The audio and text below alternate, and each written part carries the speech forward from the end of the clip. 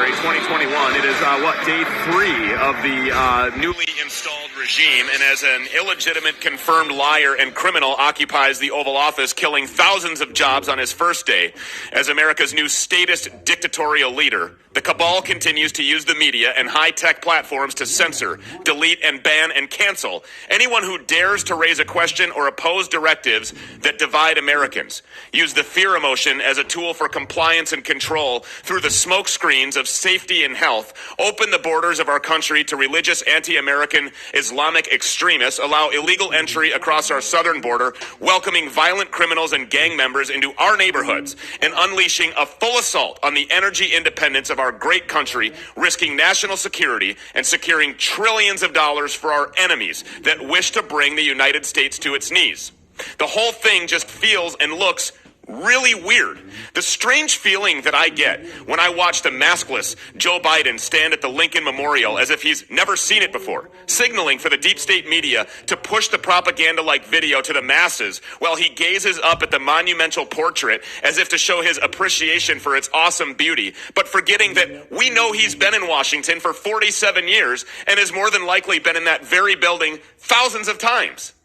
The faux inauguration was equally bizarre. Did the faces of Bill and Hillary Clinton, George Bush, the Obamas, and Bernie Sanders look like victory or defeat?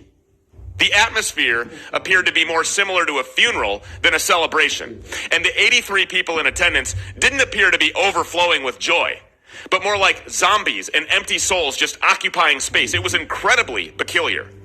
Joe hasn't answered any questions, really.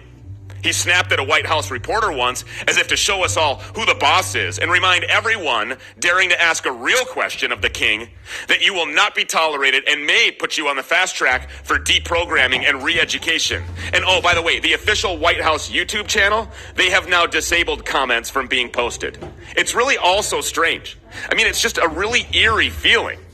I'm looking around today and I see no headlines in the failing New York Times or Washington Post about the U.S. Army National Guard soldiers that were treated like dogs as they were forced to sleep on the cold concrete of a desolate parking garage after they were kicked to the curb by the imposter-in-chief and his war-hungry cronies, Pelosi and Schumer, so that they could make their state military takeover appear to have total support from the people of this country. This makes me absolutely sick to my stomach. This is the day 2, ladies and gentlemen, day 2. And Joe Biden has shown you without leaving any doubt or room for speculation when it comes to his lack of honor, as he has supported every war that would send these young men and women to their death, and then thanks them by leaving them outside like a feral cat or unwanted junkyard dog. And just in case you have any doubt about the level of respect that Joe has for the brave heroes that signed up to make the ultimate sacrifice while protecting his liberty, his freedom, his country, just ask him yourself. They're stupid bastards. Right, Joe? Meanwhile, Donald J. Trump has reportedly given permission to any National Guard troops to stay at the Trump Hotel in D.C. while they're deployed to the greatest phony puppet show the world has ever seen. That's what honor looks like. And it's not by coincidence that you won't hear a peep about that in the state-controlled media.